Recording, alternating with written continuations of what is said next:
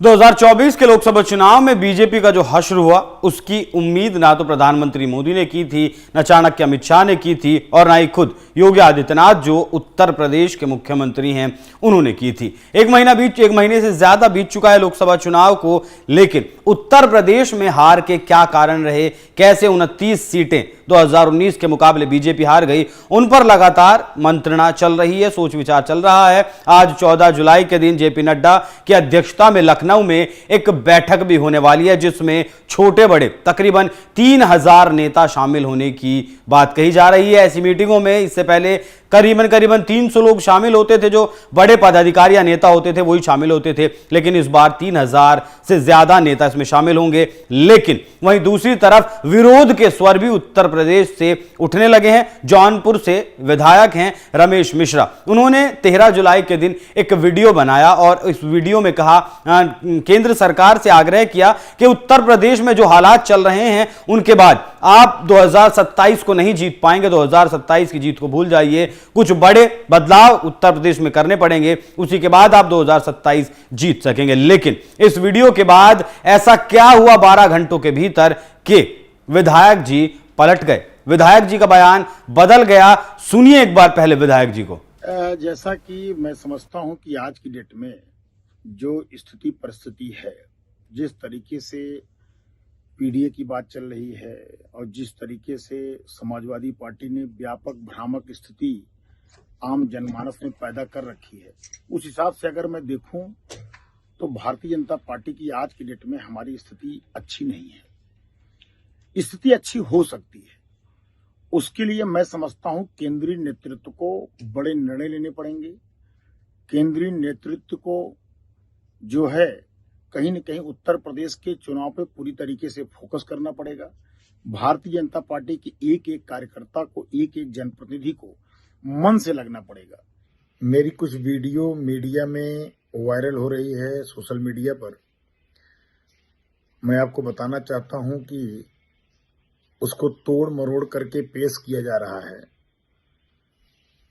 और रही बात समाजवादी पार्टी के लोग मुंगेरी लाल के हसीन सपना देखना छोड़ दें, फिर से बीजेपी की सरकार आएगी, कोई रोक नहीं पाएगा। रही बात हमारी सरकार, जो देश की सरकार मोदी जी के नेतृत्व में और प्रदेश की सरकार जो योगी जी के नेतृत्व में काम कर रही है, मैं समझता हूं कि सबका साथ सबके विकास की नीति पर हम लोग काम कर रहे हैं और लगातार हम लोग काम कर रहे हैं। लेकिन इस समाजवादी पार्टी के लोग जनता को गुमराह करके संविधान और आरक्षण की बात करके जनता को भ्रमित करके इन्होंने लोकसभा का चुनाव जीत करके जो है अपने आप को 30 मार खां बन रहे हैं। मैं आपको बताना चाहता हूं कि 2027 के चुनाव में भारतीय जनता पार्टी की सरकार को कोई रोक नहीं पाएगा। सपा और कांग्रेस के जो इन्होंने भ्रामक स्थिति जनता में पैदा किया है, जनता अब सब समझ गई है।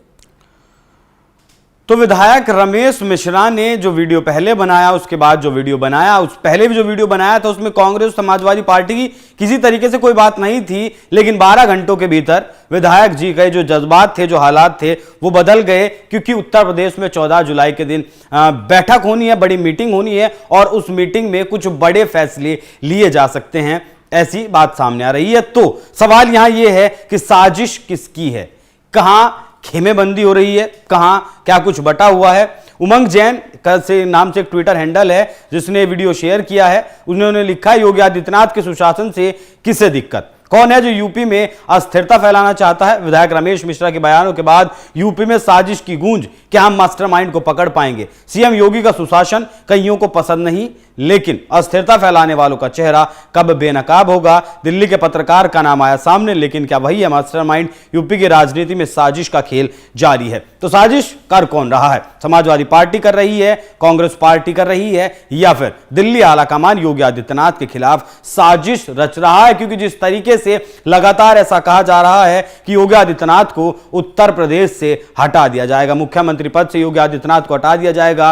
हालांकि विपक्ष की तरफ से यह बात कही गई थी अरविंद केजरीवाल जब जमानत पर बाहर आए थे, लेकिन अब जो हालात पैदा हो रहे हैं, जो खेमेबंदी, जो अलग अलग गुट उत्तर प्रदेश में चल रहे हैं, क्योंकि अखिलेश यादव के सामने लड़ने वाले सुब्रत पाठक, बीजेपी के जो सांसद इस बार हार गए, पूर्व सांसद, उन्होंने भी इसी तरीके के आरोप लगाए थे कि विधायक जमीन पर जाकर विधायकों ने काम नहीं किया।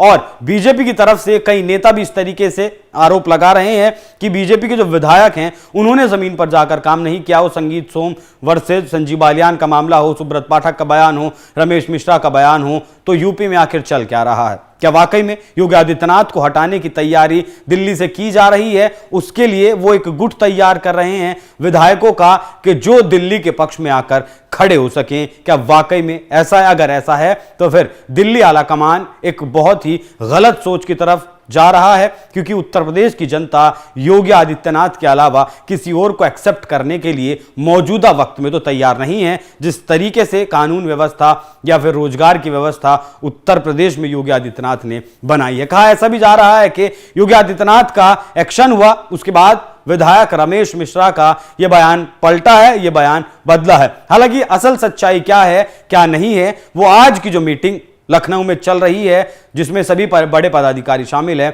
उसके बाद साफ हो जाएगी। वैसे आपको क्या लगता है? क्या उत्तर प्रदेश में वाकई में कोई साजिश रच रहा है और ये साजिश रचने वाला विपक्ष है, या फिर खुद दिल्ली इस साजिश के तार दिल्ली से बैठकर खींच रहा है? आपकी क्या कुछ राय है? कमेंट कर जरूर बताइएगा। नमस्कार। जैसा कि मैं समझता हूं कि आज की डेट में जो स्थिति परिस्थिति है, जिस तरीके से पीडीए की बात चल रही है और जिस तरीके से समाजवादी पार्टी ने व्यापक भ्रामक स्थिति आम जनमानस में पैदा कर रखी है, उस हिसाब से अगर मैं देखूं तो भारतीय जनता पार्टी की आज की डेट में हमारी स्थिति अच्छी नहीं है। स्थिति अच्छी हो सकती है, उसके लिए मैं समझता हूं केंद्रीय नेतृत्व को बड़े निर्णय लेने पड़ेंगे। केंद्रीय नेतृत्व को जो है कहीं न कहीं उत्तर प्रदेश के चुनाव पे पूरी तरीके से फोकस करना पड़ेगा। भारतीय जनता पार्टी के एक एक कार्यकर्ता को, एक एक जनप्रतिनिधि को मन से लगना पड़ेगा। मेरी कुछ वीडियो मीडिया में वायरल हो रही है, सोशल मीडिया पर। मैं आपको बताना चाहता हूं कि उसको तोड़ मरोड़ करके पेश किया जा रहा है। और रही बात समाजवादी पार्टी के लोग मुंगेरी लाल के हसीन सपना देखना छोड़ दें, फिर से बीजेपी की सरकार आएगी, कोई रोक नहीं पाएगा। रही बात हमारी सरकार, जो देश की सरकार मोदी जी के नेतृत्व में और प्रदेश की सरकार जो योगी जी के नेतृत्व में काम कर रही है, मैं समझता हूं कि सबका साथ सबके विकास की नीति पर हम लोग काम कर रहे हैं और लगातार हम लोग काम कर रहे हैं। लेकिन इस समाजवादी पार्टी के लोग जनता को गुमराह करके संविधान और आरक्षण की बात करके जनता को भ्रमित करके इन्होंने लोकसभा का चुनाव जीत करके जो है अपने आप को 30 मार खां बन रहे हैं। मैं आपको बताना चाहता हूं कि 2027 के चुनाव में भारतीय जनता पार्टी की सरकार को कोई रोक नहीं पाएगा।